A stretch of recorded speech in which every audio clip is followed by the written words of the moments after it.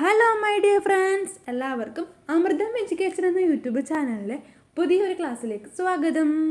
Friends, എല്ലാവരും സേഫായിരിക്കുകയാണല്ലോ. എല്ലായിടത്തും മഴയൊക്കെയാണല്ലേ. അപ്പോൾ എല്ലാവരും സേഫാണെന്ന് വിചാരിക്കുന്നു. എല്ലാവരും നന്നായി പഠിക്കുന്നുണ്ടെന്ന് വിചാരിക്കുന്നു. എല്ലാവരും ഉഷാറായി മുന്നോട്ട് പോവുക. അപ്പോൾ ഫ്രണ്ട്സ്, നമ്മുടെ 30 ദിവസത്തെ ക്രാഷ് കോഴ്സിൽ നമ്മൾ ഇന്ന് പഠിക്കാൻ പോകുന്നത് ഡേ 4 ആണ്. ഇന്ന് ഞാൻ കുറച്ച് കമ്പ്യൂട്ടർ ഫാക്ടേഴ്സാണ് എടുത്തിരിക്കുന്നത്. എന്താണെന്ന് വെച്ചാൽ കുറച്ച് ഇമ്പോർട്ടൻ്റ് കാര്യമാണ് കമ്പ്യൂട്ടറിൽ. 10 മാർക്കാണല്ലേ കമ്പ്യൂട്ടർ. അപ്പോൾ നമ്മൾ അതിൻ്റെ ഔട്ട്പുട്ട് ഡിവൈസ്, ഇൻപുട്ട് ഡിവൈസ്, അതുപോലെ ഫംഗ്ഷൻ യൂണിറ്റ്സ്, മെമ്മറി, ഇതൊക്കെയാണ് ക്ലാസ്സിൽ നോക്കാൻ പോകുന്നത്. ടെലിഗ്രാമിൽ നാളത്തെ എക്സാമിന് ടോപ്പിക്ക് കൊടുത്തിരുന്നു. അപ്പോൾ അതിനനുസരിച്ചുള്ള ക്ലാസ്സുകളാണിത്. അപ്പോൾ എല്ലാവരും നന്നായിട്ട് പഠിക്കുക, നോട്ട്സൊക്കെ ആക്കിയിട്ട് പഠിക്കുക. നമ്മുടെ ടെലിഗ്രാം ചാനലിൽ ടോപ്പിക്കൊക്കെ കൊടുത്തിട്ടുണ്ട്, എന്തൊക്കെയാണ് പഠിക്കേണ്ടതെന്ന് നോട്ട്സൊക്കെ കൊടുത്തിട്ടുണ്ട്. അപ്പോൾ നമ്മളെല്ലാവരും നന്നായിട്ട് പഠിക്കുക, ഉഷാറായിരിക്കുക. നമുക്ക് ക്ലാസ്സിലേക്ക് കിടക്കാം. അപ്പോൾ ഫ്രണ്ട്സ്, നമുക്ക് ക്ലാസ്സിലേക്ക് കിടക്കാം. നമ്മൾ എന്താണ് നോക്കാൻ പോകുന്നത്? കമ്പ്യൂട്ടറിൻ്റെ ഫാക്ടേഴ്സ്. നമ്മുടെ ക്രാഷ് കോഴ്സിന് ഡേ 4 കമ്പ്യൂട്ടർ ഫാക്ടേഴ്സ്. കമ്പ്യൂട്ടറിൻ്റെ ഫംഗ്ഷൻ യൂണിറ്റുകളാണ് നമ്മൾ ആദ്യം നോക്കുന്നത്. സിലബസിൽ 10 മാർക്കാണ് കമ്പ്യൂട്ടറെന്ന് നിങ്ങൾക്കറിയാം.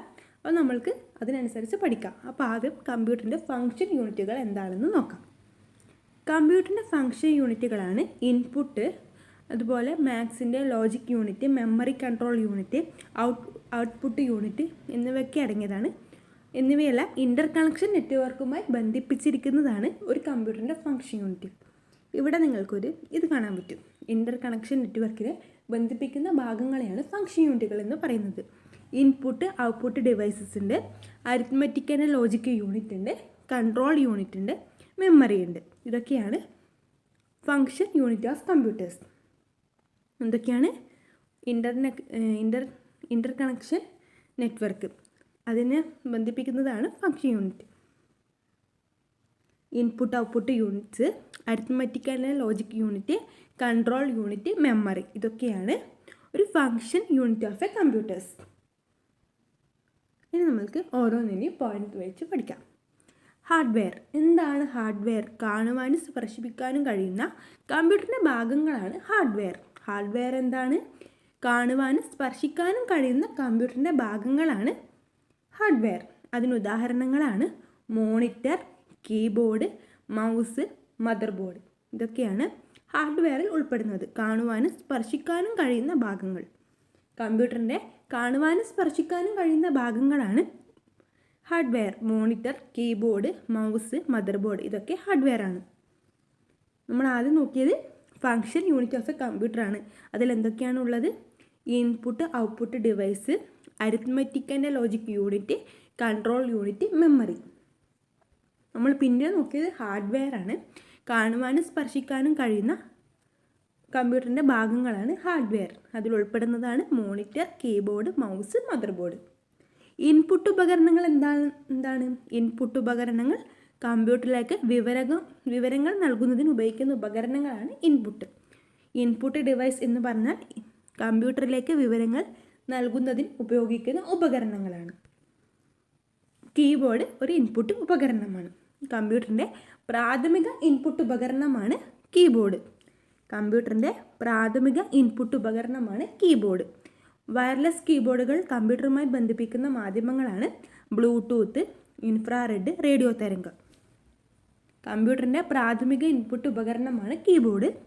വയർലെസ് കീബോർഡുകൾ കമ്പ്യൂട്ടറുമായി ബന്ധിപ്പിക്കുന്ന മാധ്യമങ്ങളാണ് ബ്ലൂടൂത്ത്, ഇൻഫ്രാറെഡ്, റേഡിയോ തരംഗം എന്നൊക്കെ.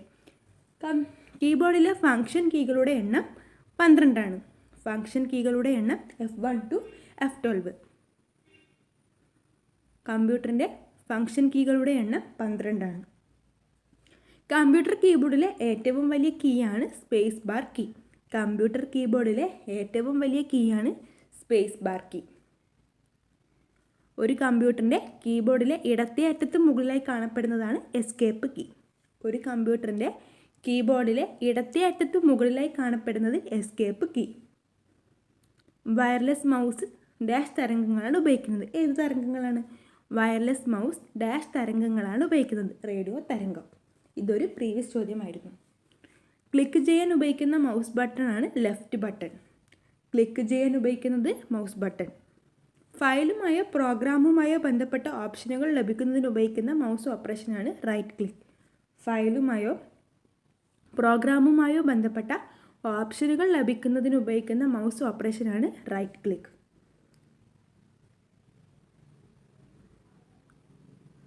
ഒന്നും കൂടി കീബോർഡിനെ കുറിച്ച് നോക്കാം അല്ലേ. കമ്പ്യൂട്ടറിൻ്റെ പ്രാഥമിക ഇൻപുട്ട് ഉപകരണമാണ് കീബോർഡ്. വയർലെസ് കീബോർഡുകൾ കമ്പ്യൂട്ടറുമായി ബന്ധിപ്പിക്കുന്ന മാധ്യമങ്ങളാണ് ബ്ലൂടൂത്ത്, ഇൻഫ്രാറെഡ്, റേഡിയോ തരംഗം. ഇതൊക്കെയാണ് വയർലെസ് കീബോർഡുകൾ കമ്പ്യൂട്ടറുമായി ബന്ധിപ്പിക്കുന്ന മാധ്യമങ്ങൾ. ഫംഗ്ഷൻ കീകളുടെ എണ്ണം 12 F1 to F12. കമ്പ്യൂട്ടർ കീബോർഡിലെ ഏറ്റവും വലിയ കീ ആണ് സ്പേസ് ബാർ കീ. ഒരു കമ്പ്യൂട്ടറിൻ്റെ കീബോർഡിലെ ഇടത്തേറ്റത്ത് മുകളിലായി കാണപ്പെടുന്നത് escape key. Wireless mouse radio തരംഗങ്ങളാണ് ഉപയോഗിക്കുന്നത്. ക്ലിക്ക് ചെയ്യാൻ ഉപയോഗിക്കുന്ന മൗസ് ബട്ടൺ ലെഫ്റ്റ് ബട്ടൺ. ഫയലുമായോ പ്രോഗ്രാമുമായോ ബന്ധപ്പെട്ട ഓപ്ഷനുകൾ ലഭിക്കുന്നതിന് ഉപയോഗിക്കുന്ന മൗസ് ഓപ്പറേഷനാണ് റൈറ്റ് ക്ലിക്ക്. ഇനി നമ്മൾക്ക് മുൻവർഷ ചോദ്യങ്ങളിൽ ചോദിച്ച ഇൻപുട്ട് ഔട്ട്പുട്ട് ഡിവൈസിലെ കുറച്ച് കാര്യങ്ങൾ നോക്കാം. പ്രീവിയസ് ആയിട്ട് ചോദിച്ച ഇൻപുട്ട് ഔട്ട്പുട്ട് ഡിവൈസുകളിലെ കുറച്ച് ചോദ്യങ്ങൾ. കമ്പ്യൂട്ടറിൻ്റെ പ്രാഥമിക ഔട്ട്പുട്ട് ഉപകരണമാണ് മോണിറ്റർ. കമ്പ്യൂട്ടറിൻ്റെ പ്രാഥമിക ഔട്ട്പുട്ട് ഉപകരണം ഏതാണ്? മോണിറ്റർ. പ്രൈമറി ഔട്ട്പുട്ട് ഡിവൈസാണ് കമ്പ്യൂട്ടറിൻ്റെ പ്രാഥമിക ഔട്ട്പുട്ട് ഉപകരണം, അല്ലെങ്കിൽ പ്രൈമറി ഔട്ട്പുട്ട് ഡിവൈസാണ് മോണിറ്റർ. ഡെസ്ക് ടോപ്പ് കമ്പ്യൂട്ടറുകളിൽ ശബ്ദം റെക്കോർഡ് ചെയ്യുന്നതിന് ഉപയോഗിക്കുന്ന ഉപകരണമാണ് മൈക്രോഫോൺ. ഡെസ്ക് ടോപ്പ് കമ്പ്യൂട്ടറുകളിൽ ശബ്ദം റെക്കോർഡ് ചെയ്യുന്നതിന് ഉപയോഗിക്കുന്ന ഉപകരണമാണ് മൈക്രോഫോൺ. വീഡിയോ ഗെയിമുകൾ കളിക്കുന്നതിനും പരിശീലന അനുകരണങ്ങളും റോബോട്ടുകളെ നിയന്ത്രിക്കുന്നതിനും സാധാരണയായി ഉപയോഗിക്കുന്ന ഒരു ഇൻപുട്ട് ഉപകരണമാണ് ജോയ്സ്റ്റിക്ക്. വീഡിയോ ഗെയിമുകൾ കളിക്കുന്നതിനും പരിശീലന അനുകരണങ്ങളും റോബോട്ടുകളെ നിയന്ത്രിക്കുന്നതിനും സാധാരണയായി ഉപയോഗിക്കുന്ന ഒരു ഇൻപുട്ട് ഉപകരണമാണ് ജോയ്സ്റ്റിക്ക്. എന്താണ് ഔട്ട്പുട്ട് ഉപകരണങ്ങൾ? നമ്മൾ ഇത്ര സമയം നോക്കിയത് ഇൻപുട്ട് ഉപകരണങ്ങളാണ്. ഇത് നമ്മൾ നോക്കാൻ പോകുന്നത് ഔട്ട്പുട്ട് ഉപകരണങ്ങളാണ്. ഇൻപുട്ട് ഉപകരണങ്ങൾ എല്ലാവർക്കും മനസ്സിലായല്ലോ. നമുക്ക് ഔട്ട്പുട്ടിലേക്ക് കിടക്കാം. ഒരു കമ്പ്യൂട്ടറിൽ നിന്നും പ്രിൻ്റ് ഡിസ്പ്ലേ ചെയ്യുന്ന ഉപകരണങ്ങളാണ് ഔട്ട്പുട്ട് ഉപകരണങ്ങൾ. ഒരു കമ്പ്യൂട്ടറിൽ നിന്നും പ്രിൻ്റ് അല്ലെങ്കിൽ ഡിസ്പ്ലേ ചെയ്യുന്ന ഉപകരണങ്ങളാണ് ഔട്ട്പുട്ട് ഉപകരണങ്ങൾ. ഔട്ട്പുട്ട് ഉപകരണങ്ങൾ നൽകുന്ന വിവരങ്ങളെ രണ്ടായി തരംതിരിക്കുന്നു. Hard copy, soft copy. Hard copy output നൽകുന്ന ഉപകരണങ്ങളാണ് പ്രിൻ്റർ, പ്ലോട്ടർ.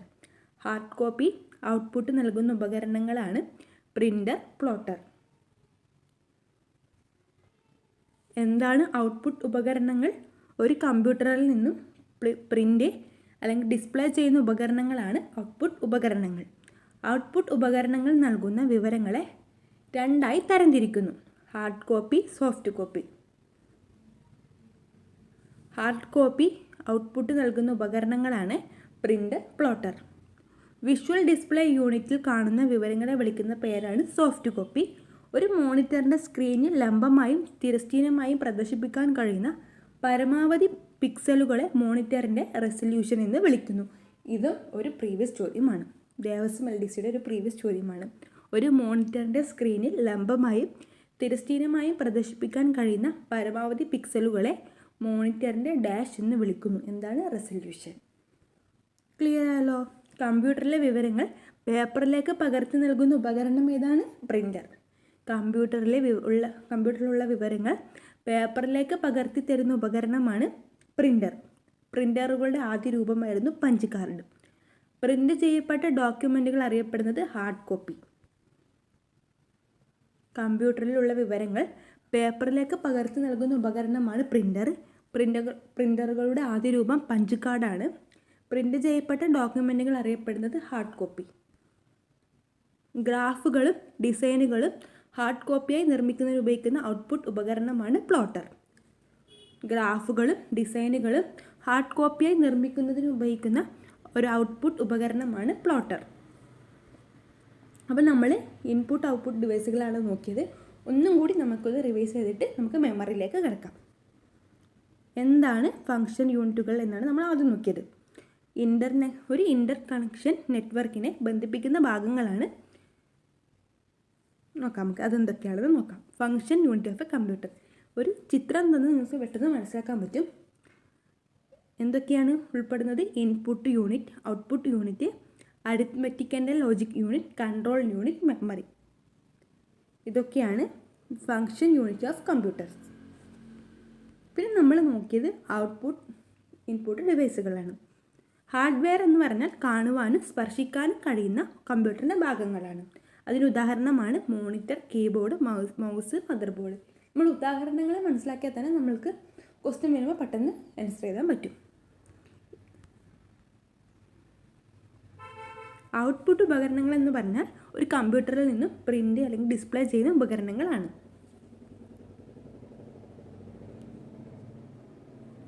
പ്രിൻ്ററുകളാണ് കമ്പ്യൂട്ടറിലുള്ള വിവരങ്ങൾ പേപ്പറിലേക്ക് പകർത്തി നൽകുന്ന ഉപകരണം. പ്രിൻ്റുകളുടെ ആദ്യ രൂപമായിരുന്നു പഞ്ച് കാർഡ്. പ്രിൻ്റ് ചെയ്യപ്പെട്ട ഡോക്യുമെൻറ്റുകൾ അറിയപ്പെടുന്നത് ഹാർഡ് കോപ്പി എന്നതാണ്. ഗ്രാഫുകളും ഡിസൈനുകളും ഹാർഡ് കോപ്പിയെ നിർമ്മിക്കുന്നതിന് ഉപയോഗിക്കുന്ന ഔട്ട്പുട്ട് ഉപകരണമാണ് പ്ലോട്ടർ. ഇനി നമുക്ക് മെമ്മറി ഡിവൈസിലേക്ക് കിടക്കാം. നമ്മൾ കമ്പ്യൂട്ടറിൻ്റെ ഫസ്റ്റ് ഒരു വീഡിയോ ചെയ്തിട്ടുണ്ട്, അതുകൊണ്ടാണ് ഞാൻ പിന്നെ ഡീറ്റെയിൽ ആയിട്ട് പറയാത്തത്. അതിലും കുറച്ച് കാര്യങ്ങളൊക്കെ പറഞ്ഞിട്ടുണ്ട്, എന്തൊക്കെയാണ് ഇൻപുട്ട് ഡിവൈസ്, എന്തൊക്കെയാണ് ഔട്ട്പുട്ട് ഡിവൈസ് എന്ന്. അപ്പോൾ ആ വീഡിയോ കാണാത്തവരാണെങ്കിൽ ഒന്നും കൂടി കണ്ടു നോക്കുക. അതിൻ്റെ ലിങ്ക് താഴെ ഡിസ്ക്രിപ്ഷൻ ബോക്സിൽ കൊടുക്കുക. അപ്പോൾ നിങ്ങൾക്ക് ആ വീഡിയോയും ഈ വീഡിയോയും കാണുമ്പോൾ എല്ലാ കാര്യങ്ങളും മനസ്സിലാകും. അപ്പോൾ നമുക്ക് ഇനി മെമ്മറിയിലേക്ക് കിടക്കാം.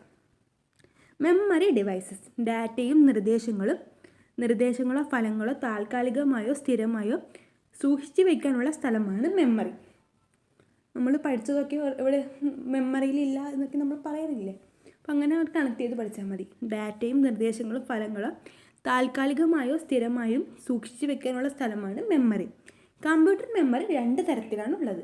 കമ്പ്യൂട്ടർ മെമ്മറി എത്ര തരത്തിലാണുള്ളത്? 2 തരത്തിൽ. Primary memory, secondary memory. Primary മെമ്മറിക്ക് പറയുന്ന മറ്റൊരു പേരാണ് പ്രാഥമിക മെമ്മറി. സെക്കൻഡറി മെമ്മറിക്ക് സ്ഥിര മെമ്മറി. മനസ്സിലായല്ലോ? എന്താണ് പ്രൈമറി മെമ്മറി? മദർ ബോർഡിൽ സ്ഥിതി ചെയ്യുന്നതും പ്രോസസ്സറുമായി നേരിട്ട് ബന്ധപ്പെടുന്നതുമായ മെമ്മറിയാണ് പ്രാഥമിക മെമ്മറി.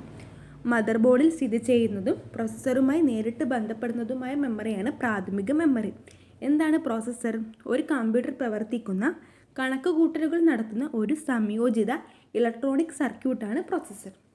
ഒരു ഓപ്പറേറ്റിംഗ് സിസ്റ്റത്തിൽ കൈമാറുന്ന ഗണിത ലോജിക്കൽ ഇൻപുട്ട് ഔട്ട്പുട്ട് കൂടാതെ മറ്റ് അടിസ്ഥാന നിർദ്ദേശങ്ങളും ഒരു പ്രോസസ്സർ നിർവഹിക്കുന്നു. എന്താണ് പറഞ്ഞതിപ്പോൾ? എന്താണ് പ്രൈമറി മെമ്മറി? മദർ ബോർഡിൽ സ്ഥിതി ചെയ്യുന്നതും ഒരു പ്രോസസ്സറുമായി നേരിട്ട് ബന്ധപ്പെടുന്നതുമായ മെമ്മറിയാണ് പ്രാഥമിക മെമ്മറി. ഒരു കമ്പ്യൂട്ടർ എന്താണ് പ്രോസസ്സർ എന്ന് പറഞ്ഞാൽ? ഒരു കമ്പ്യൂട്ടർ പ്രവർത്തിക്കുന്ന കണക്ക് കൂട്ടലുകൾ നടത്തുന്ന ഒരു സംയോജിത ഇലക്ട്രോണിക് സർക്യൂട്ടാണ് പ്രോസസ്സർ. ഒരു ഓപ്പറേറ്റിംഗ് സിസ്റ്റത്തിൽ കൈമാറുന്ന ഗണിത ലോജിക്കൽ ഇൻപുട്ട് ഔട്ട്പുട്ട് കൂടാതെ മറ്റ് അടിസ്ഥാന നിർദ്ദേശങ്ങളും ഒരു പ്രോസസ്സർ നിർവഹിക്കുന്നു. പ്രൈമറി മെമ്മറിയാണ് നമ്മളിപ്പോൾ നോക്കുന്നത്.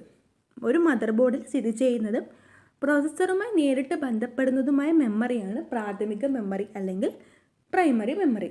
ഒരു കമ്പ്യൂട്ടർ പ്രവർത്തിക്കുന്ന കണക്ക് കൂട്ടലുകൾ നടത്തുന്ന ഒരു സംയോജിത ഇലക്ട്രോണിക് സർക്യൂട്ട് ആണ് പ്രോസസ്സർ. എന്താണ് പ്രോസസ്സർ എന്ന് ചോദിച്ചാൽ, ഒരു കമ്പ്യൂട്ടർ പ്രവർത്തിക്കുന്ന കണക്ക് കൂട്ടലുകൾ നടത്തുന്ന ഒരു സംയോജിത ഇലക്ട്രോണിക് സർക്യൂട്ടാണ് പ്രോസസ്സർ. ഒരു ഓപ്പറേറ്റിംഗ് സിസ്റ്റത്തിൽ കൈമാറുന്ന ഗണിത ലോജിക്കൽ ഇൻപുട്ട് ഔട്ട്പുട്ട് കൂടാതെ മറ്റ് അടിസ്ഥാന നിർദ്ദേശങ്ങളും ഒരു പ്രോസസ്സർ നിർവഹിക്കുന്നു.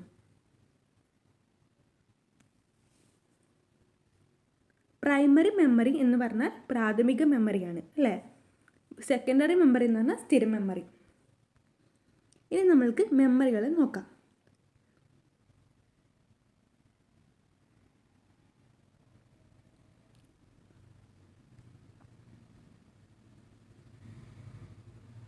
പ്രൈമറി മെമ്മറിയിൽ 3 തരത്തിലുള്ള മെമ്മറികളാണ് ഉള്ളത്. പ്രൈമറി മെമ്മറിയിൽ 3 തരത്തിലുള്ള മെമ്മറികളുണ്ട്. അത് ഏതൊക്കെയാണ്? RAM, ROM, cache memory. നമ്മൾക്കിനി അതിനെക്കുറിച്ച് പഠിക്കാം. പ്രൈമറി മെമ്മറിയിൽ 3 തരത്തിലുള്ള മെമ്മറികളുണ്ട്. അത് ഏതൊക്കെയാണ്? RAM, ROM, cache memory. RAM, random access memory. റാമിൻ്റെ ഫുൾ ഫോമാണ് റാൻഡം ആക്സസ് മെമ്മറി. പ്രോഗ്രാമുകളെയും ഡാറ്റയും താൽക്കാലികമായി സൂക്ഷിച്ചു വയ്ക്കുന്നതാണ് റാം. പ്രോഗ്രാമുകളെയും ഡാറ്റയും താൽക്കാലികമായി സൂക്ഷിച്ചു വയ്ക്കുന്നതാണ് റാം. മെയിൻ മെമ്മറി എന്നറിയപ്പെടുന്നത് റാമാണ്. മെയിൻ മെമ്മറി എന്നറിയപ്പെടുന്നത് റാമാണ്. റാം ഒരു സെമി കണ്ടക്ടർ മെമ്മറിയാണ്. എന്തൊക്കെയാണ് റാം? റാൻഡം ആക്സസ് മെമ്മറി എന്നതാണ് ഫുൾ ഫോം. പ്രോഗ്രാമുകളെയും ഡാറ്റയും താൽക്കാലികമായി സൂക്ഷിച്ചു വെക്കുന്നതാണ് റാം. മെയിൻ മെമ്മറി എന്നറിയപ്പെടുന്നത് റാം ആണ്. Main memory Ram. റാം ഒരു സെമി കണ്ടക്ടർ മെമ്മറിയാണ്. കമ്പ്യൂട്ടറിൻ്റെ വർക്കിംഗ് മെമ്മറി എന്നറിയപ്പെടുന്നത് തന്നെ റാമാണ്. The contents RAM are lost when power is switched off. Therefore, RAM is a volatile memory. The content of RAM are lost when power is switched off. Therefore, RAM is a volatile memory. Power off ചെയ്യുമ്പോൾ റാമിലെ ഉള്ളടക്കങ്ങൾ നഷ്ടമാക്കുന്നു. അതുകൊണ്ട് ഇതൊരു അസ്ഥിരമായ മെമ്മറിയാണ്. ഇത് സ്ഥിരമല്ലാത്ത memory എന്നാണ് ഉദ്ദേശിക്കുന്നത്. അപ്പം റാം 2 തരത്തിലുണ്ട്. ഒന്നാമത്തത് ഡൈനാമിക് റാമാണ്. രണ്ടാമത്തത് സ്റ്റാറ്റിക് റാം. റാമിലെ ഡാറ്റകൾ പവർ ഓഫ് ചെയ്യുമ്പോൾ നഷ്ടപ്പെടുന്നു. അതുകൊണ്ട് അതിനെ ഒരു അസ്ഥിര മെമ്മറി എന്നാണ് പറയുന്നത്. വോൾട്ടൈൽ എന്ന് പറഞ്ഞാൽ അസ്ഥിരമായത് എന്നൊക്കെയാണ് അർത്ഥം. റാം 2 തരത്തിലുണ്ട്. എന്തൊക്കെയാണ്? ഡൈനാമിക് റാം എന്ന് പറഞ്ഞാൽ എന്താണ്? Dynamic random access memory DRAM. Dynamic random access memory DRAM എന്നതൊരു കമ്പ്യൂട്ടർ പ്രോസസ്സർ പ്രവർത്തിക്കുന്നതിന് ആവശ്യമായ ഡാറ്റ അല്ലെങ്കിൽ പ്രോഗ്രാം കോഡിനായി സാധാരണയായി ഉപയോഗിക്കുന്ന ഒരു തരം അർദ്ധചാലക മെമ്മറിയാണ്. ഡൈനാമിക് റാം എന്ന് പറഞ്ഞാൽ dynamic RAM access memory DRAM എന്നതൊരു കമ്പ്യൂട്ടർ പ്രോസസ്സർ പ്രവർത്തിക്കുന്നതിന് ആവശ്യമായ ഡാറ്റ അല്ലെങ്കിൽ പ്രോഗ്രാം കോഡിനായി സാധാരണയായി ഉപയോഗിക്കുന്ന ഒരു തരം അർദ്ധചാലക മെമ്മറിയാണ്. റാം തന്നെ ഒരു സെമി കണ്ടക്ടർ മെമ്മറിയാണല്ലേ. അപ്പം ഡൈനാമിക് റാം എന്ന് പറഞ്ഞാൽ dynamic RAM access memory DRAM എന്നതാണ് പറയുന്നത്. ഒരു കമ്പ്യൂട്ടർ പ്രോസസ്സ് പ്രവർത്തിക്കുന്നതിന് ആവശ്യമായ ഡാറ്റ അല്ലെങ്കിൽ പ്രോഗ്രാം കോഡിനായി സാധാരണയായി ഉപയോഗിക്കുന്ന ഒരു തരം അർദ്ധചാലക മെമ്മറിയാണ് DRAM, ഡൈനാമിക് റാം. അടുത്തത് സ്റ്റാറ്റിക് റാം. എന്താണ് സ്റ്റാറ്റിക് റാം? ഓരോ ബിറ്റും സംഭരിക്കാൻ ലാച്ചിങ് സർക്യൂട്ട് അല്ലെങ്കിൽ ഫ്ലിപ്പ് ഫ്ലോപ്പ് ഉപയോഗിക്കുന്ന ഒരു തരം റാൻഡം ആക്സസ് മെമ്മറിയാണ് റാം. SRAM എന്നതാണ് പേര്. മറ്റേത് dynamic Ram DRAM, static Ram SRAM.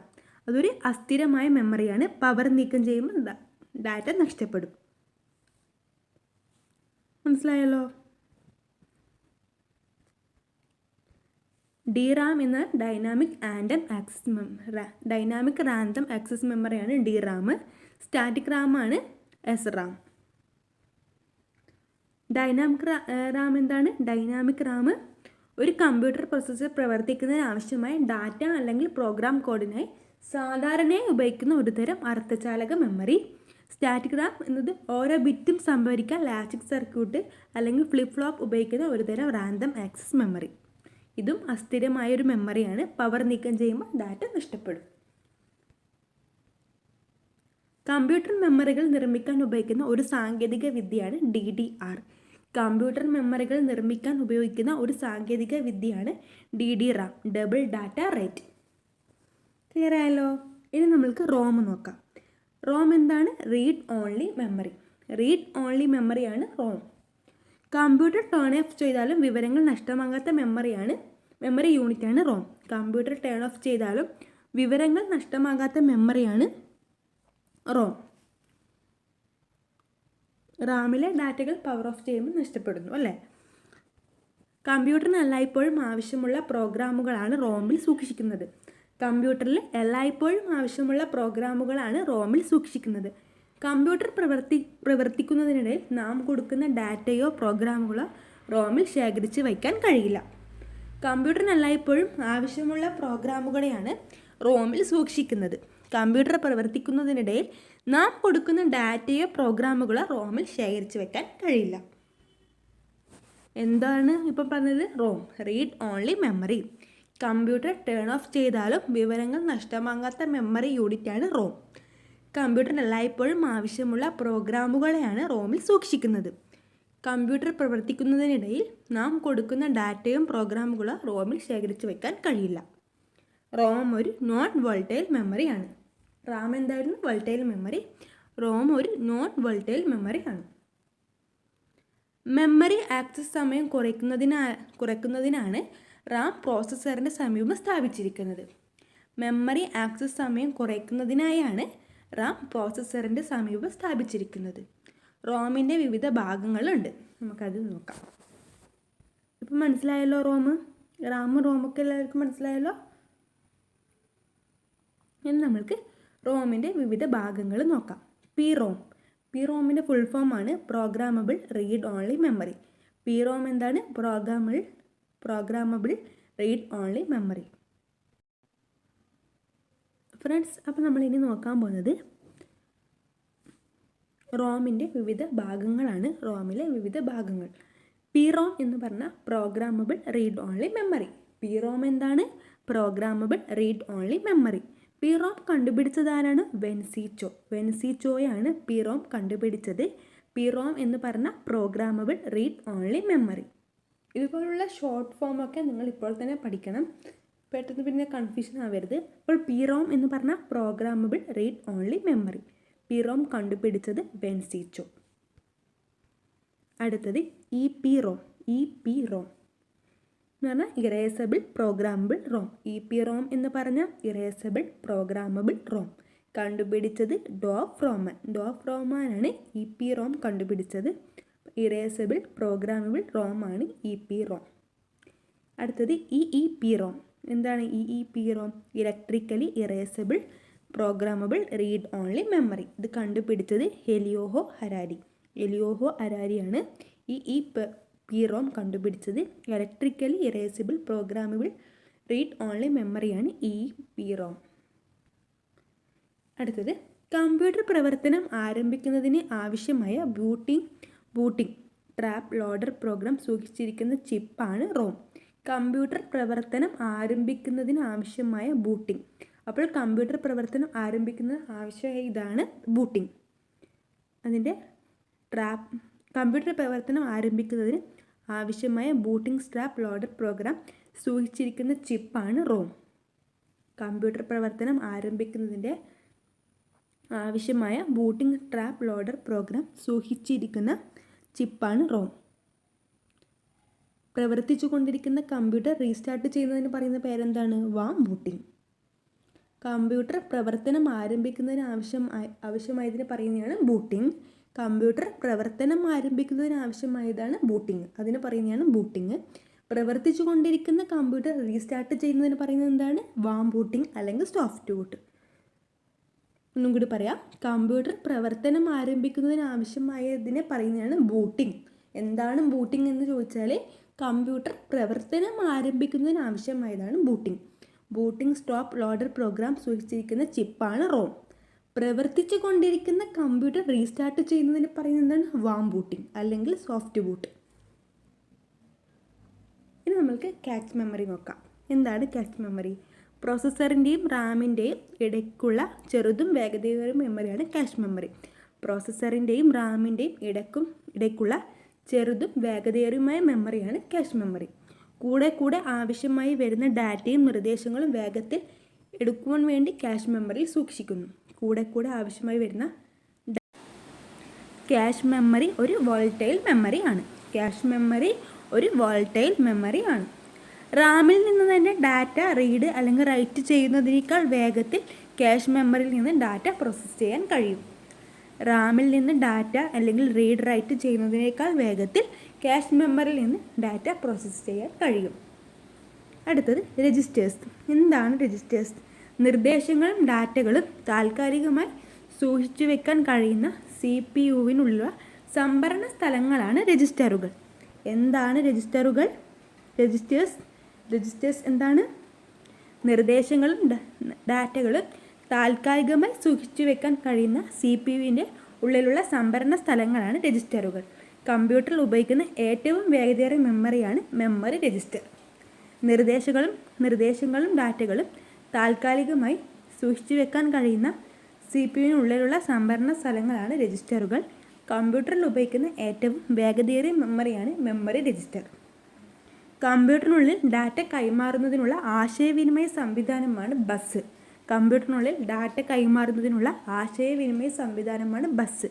വിവരങ്ങൾ കൈമാറുന്നതിനായി ഉപയോഗിക്കുന്ന ബസ്സാണ് ഡാറ്റാ ബസ്. വിവരങ്ങൾ കൈമാറുന്നതിനായി ഉപയോഗിക്കുന്ന ബസ് ഡാറ്റാ ബസ്. ബസ്സാണ്, ഇത് ബസ്സാണ് കേട്ടോ. വിവരങ്ങൾ കൈമാറുന്നതിനായി ഉപയോഗിക്കുന്ന ബസ്സാണ് ഡാറ്റാ ബസ്. കമ്പ്യൂട്ടറിൻ്റെ പ്രവർത്തനങ്ങളെ നിയന്ത്രിക്കുന്ന സിഗ്നലുകളെ അയക്കാൻ ഉപയോഗിക്കുന്ന ബസ് കൺട്രോൾ ബസ്. വിവരങ്ങൾ കൈമാറുന്നതിനായി ഉപയോഗിക്കുന്ന ബസ് ഡാറ്റാ ബസ്. കമ്പ്യൂട്ടറിൻ്റെ പ്രവർത്തനങ്ങളെ നിയന്ത്രിക്കുന്ന സിഗ്നലുകളെ അയക്കാൻ ഉപയോഗിക്കുന്ന ബസ് കൺട്രോൾ ബസ്. ഇനി നമുക്ക് സെക്കൻഡറി മെമ്മറി നോക്കാം. എന്താണ് സെക്കൻഡറി മെമ്മറി? വിവരങ്ങൾ സ്ഥിരമായി സൂക്ഷിച്ചു വയ്ക്കുന്ന കമ്പ്യൂട്ടർ മെമ്മറിയാണ് സെക്കൻഡറി മെമ്മറി. കമ്പ്യൂട്ടറിലെ വിവരങ്ങൾ സ്ഥിരമായി ശേഖരിച്ചു വയ്ക്കുന്ന കമ്പ്യൂട്ടർ മെമ്മറിയാണ് സെക്കൻഡറി മെമ്മറി. ആക്സിലറി മെമ്മറി എന്നും അറിയപ്പെടുന്നു. പ്രധാനപ്പെട്ട സെക്കൻഡറി മെമ്മറി ഉപകരണങ്ങളാണ് hard disk, compact disk, flash memory, magnetic disk, floppy disk, magnetic tape. Secondary memory എന്നാൽ വിവരങ്ങൾ സ്ഥിരമായി ശേഖരിച്ച് വയ്ക്കുന്ന കമ്പ്യൂട്ടർ മെമ്മറിയാണ്. ആക്സിലറി മെമ്മറി എന്നും അറിയപ്പെടുന്നു. പ്രധാനപ്പെട്ട സെക്കൻഡറി മെമ്മറി ഉപകരണങ്ങളാണ് hard disk, compact disk, flash memory, magnetic disk, floppy disk, magnetic tape. Hard disk എന്താണ്? വളരെയധികം വിവരങ്ങൾ ശേഖരിച്ച് വയ്ക്കുന്ന ഒരു സെക്കൻഡറി സ്റ്റോറേജ് ഉപകരണമാണ് ഹാർഡ് ഡിസ്ക്. വളരെയധികം വിവരങ്ങൾ ശേഖരിച്ച് വയ്ക്കുന്ന ഒരു സെക്കൻഡറി സ്റ്റോറേജ് ഉപകരണമാണ് ഹാർഡ് ഡിസ്ക്. കമ്പ്യൂട്ടറിൻ്റെ മെയിൻ സ്റ്റോർ ഹൗസാണ് ഹാർഡ് ഡിസ്ക്. വളരെയധികം വിവരങ്ങൾ ശേഖരിച്ച് വയ്ക്കുന്ന ഒരു സെക്കൻഡറി സ്റ്റോറേജ് ഉപകരണമാണ് ഹാർഡ് ഡിസ്ക്. കമ്പ്യൂട്ടറിൻ്റെ മെയിൻ സ്റ്റോർ ഹൗസാണ് ഹാർഡ് ഡിസ്ക്. HDD എന്നറിയപ്പെടുന്നത് ഹാർഡ് ഡിസ്ക് ഡ്രൈവ്. HDD എന്നറിയപ്പെടുന്നത് hard disk drive. Hard disk divide into track and sector. Hard ഡിസ്കിനെ രണ്ടായിട്ട് ഡിവൈഡ് ചെയ്യുന്നു, track and sector. A circular path on the surface of a disk or diskette on which information is magnetically recorded is called track. A circular path on the surface of a disk or diskette on which information is magnetically recorded is called track. Minimum storage unit of a hard drive is called sector. Individually addressable unit of information stored on hard disk called sector. Hard ഡിസ്കുകളുടെ സംഭരണശേഷി അളക്കാൻ ഉപയോഗിക്കുന്ന യൂണിറ്റാണ് gigabyte. Hard ഡിസ്കുകളുടെ സംഭരണശേഷി അളക്കാൻ ഉപയോഗിക്കുന്ന യൂണിറ്റാണ് ജിഗാബൈറ്റ്. ഹാർഡ് ഡിസ്കിന് ഫ്ലോപ്പി ഡിസ്കിനേക്കാൾ വേഗത കൂടുതലാണ്. ഹാർഡ് ഡിസ്കിന് ഫ്ലോപ്പി ഡിസ്കിനേക്കാൾ വേഗത കൂടുതലാണ്. എന്താണ് ഫ്ലാഷ് മെമ്മറി? ഫ്ലാഷ് മെമ്മറിക്ക് ഉദാഹരണങ്ങളാണ് pen drive, memory card, SD card, പിന്നെ സോളിഡ് സ്റ്റേറ്റ് ഡിസ്കുകൾ. ഫ്ലാഷ് മെമ്മറിക്ക് ഉദാഹരണമാണ് പെൻ ഡ്രൈവ്, മെമ്മറി കാർഡുകൾ, സോളിഡ് സ്റ്റേറ്റ് ഡിസ്കുകൾ. SD കാർഡിൻ്റെ പൂർണ്ണരൂപം സെക്യൂർഡ് ഡിജിറ്റൽ കാർഡ്. ഇത്രയും ഭാഗങ്ങളാണ് നമ്മൾ നോക്കിയത്. 2 വീഡിയോയിലുള്ള കാര്യങ്ങളാണ് ഞാൻ ഒന്നിച്ച് പറഞ്ഞത്. അപ്പം നിങ്ങൾ നോട്ടൊക്കെ എഴുതിയിട്ട് തന്നെ പഠിക്കാം. ഇനി നമ്മൾക്ക് ക്യാഷ് മെമ്മറി ഒരു വോൾട്ടൈൽ മെമ്മറി ആണ്. ക്യാഷ് മെമ്മറി ഒരു വോൾട്ടൈൽ മെമ്മറി ആണ്. റാമിൽ നിന്ന് തന്നെ ഡാറ്റ റീഡ് അല്ലെങ്കിൽ റൈറ്റ് ചെയ്യുന്നതിനേക്കാൾ വേഗത്തിൽ ക്യാഷ് മെമ്മറിയിൽ നിന്ന് ഡാറ്റ പ്രോസസ്സ് ചെയ്യാൻ കഴിയും. റാമിൽ നിന്ന് ഡാറ്റ അല്ലെങ്കിൽ റീഡ് റൈറ്റ് ചെയ്യുന്നതിനേക്കാൾ വേഗത്തിൽ ക്യാഷ് മെമ്മറിയിൽ നിന്ന് ഡാറ്റ പ്രോസസ്സ് ചെയ്യാൻ കഴിയും. അടുത്തത് രജിസ്റ്റേഴ്സ്. എന്താണ് രജിസ്റ്റേഴ്സ്? നിർദ്ദേശങ്ങളും ഡാറ്റകളും താൽക്കാലികമായി സൂക്ഷിച്ചു വെക്കാൻ കഴിയുന്ന CPU-വിനുള്ള സംഭരണ സ്ഥലങ്ങളാണ് രജിസ്റ്ററുകൾ. എന്താണ് രജിസ്റ്ററുകൾ? രജിസ്റ്റേഴ്സ് എന്താണ്? നിർദ്ദേശങ്ങളും ഡാറ്റകളും താൽക്കാലികമായി സൂക്ഷിച്ചു വെക്കാൻ കഴിയുന്ന CPU-വിൻ്റെ ഉള്ളിലുള്ള സംഭരണ സ്ഥലങ്ങളാണ് രജിസ്റ്ററുകൾ. കമ്പ്യൂട്ടറിൽ ഉപയോഗിക്കുന്ന ഏറ്റവും വേഗതയേറിയ മെമ്മറിയാണ് മെമ്മറി രജിസ്റ്റർ. നിർദ്ദേശങ്ങളും ഡാറ്റകളും താൽക്കാലികമായി സൂക്ഷിച്ചു വെക്കാൻ കഴിയുന്ന CPU-വിന് ഉള്ളിലുള്ള സംഭരണ സ്ഥലങ്ങളാണ് രജിസ്റ്ററുകൾ. കമ്പ്യൂട്ടറിൽ ഉപയോഗിക്കുന്ന ഏറ്റവും വേഗതയേറിയ മെമ്മറിയാണ് മെമ്മറി രജിസ്റ്റർ. കമ്പ്യൂട്ടറിനുള്ളിൽ ഡാറ്റ കൈമാറുന്നതിനുള്ള ആശയവിനിമയ സംവിധാനമാണ് ബസ്. കമ്പ്യൂട്ടറിനുള്ളിൽ ഡാറ്റ കൈമാറുന്നതിനുള്ള ആശയവിനിമയ സംവിധാനമാണ് ബസ്. വിവരങ്ങൾ കൈമാറുന്നതിനായി ഉപയോഗിക്കുന്ന ബസ്സാണ് ഡാറ്റാ ബസ്. വിവരങ്ങൾ കൈമാറുന്നതിനായി ഉപയോഗിക്കുന്ന ബസ് ഡാറ്റാ ബസ്. ബസ്സാണ്, ഇത് ബസ്സാണ് കേട്ടോ. വിവരങ്ങൾ കൈമാറുന്നതിനായി ഉപയോഗിക്കുന്ന ബസ്സാണ് ഡാറ്റാ ബസ്.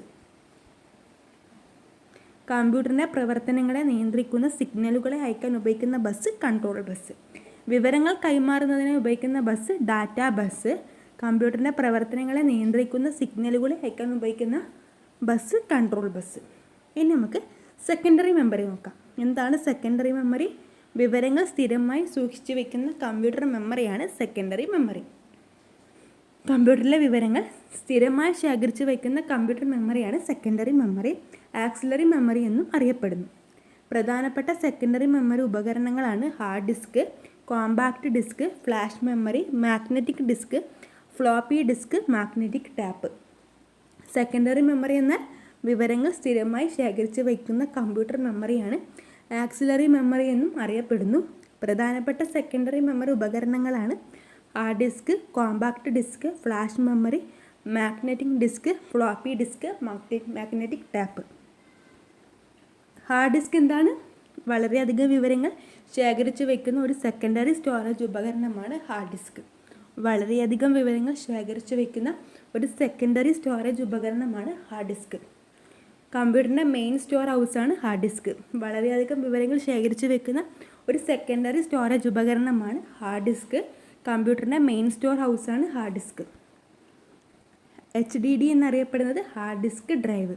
HDD എന്നറിയപ്പെടുന്നത് hard disk drive. Hard disk divide into track and sector. Hard ഡിസ്കിനെ രണ്ടായിട്ട് ഡിവൈഡ് ചെയ്യുന്നു, ട്രാക്ക് ആൻഡ് സെക്ടർ.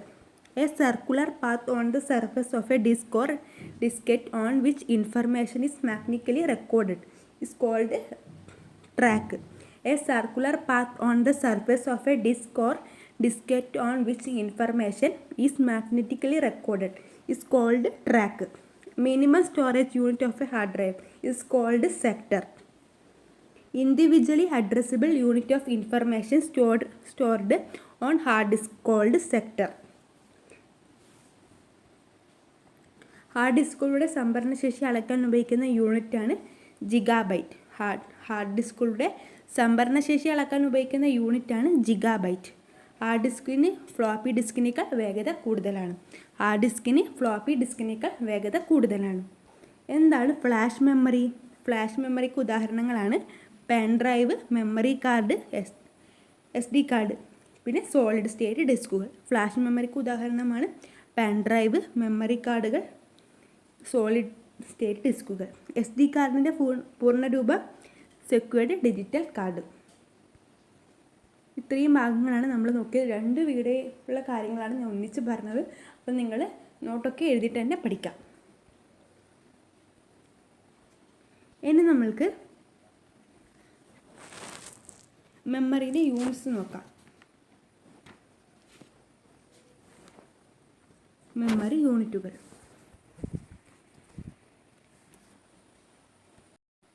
അപ്പോൾ ഫ്രണ്ട്സ്, ഇനി നമുക്ക് ലാസ്റ്റ് ഭാഗം നോക്കാം. മെമ്മറി യൂണിറ്റുകൾ. ബിറ്റ് സിക്കൽ ടു ബൈനറി അക്കം. ബിറ്റ് എന്നാൽ ബൈനറി അക്കം. 4 ബിറ്റ് എന്താണ്? ഒരു നിബിൾ. 4 ബൈറ്റ് ഒരു നിബിളാണ്. 4 ബിറ്റ് ഒരു നിബിൾ. 8 ബിറ്റുകൾ ഒരു ബൈറ്റാണ്. ഒരു ബൈറ്റ് എന്നാൽ 8 ബിറ്റുകളാണ്. ബിറ്റ് ബൈനറി അക്കം. 4 ബിറ്റ് ഒരു നിബിൾ. 4 ബിറ്റ് ഒരു നിബിളാണ്. 8 ബിറ്റുകൾ ഒരു ബൈറ്റ്. 8 ബിറ്റുകൾ ഒരു ബൈറ്റ്. 1024 ബൈറ്റ്സാണ് ഒരു KB. KB എന്നാൽ കിലോ ബൈറ്റ്. 1024 ബൈറ്റ്സാണ് ഒരു KB. KB എന്നാൽ കിലോ ബൈറ്റ്സ്. 1024 KB ആണ് ഒരു MB. MB എന്നാൽ മെഗാബൈറ്റ്.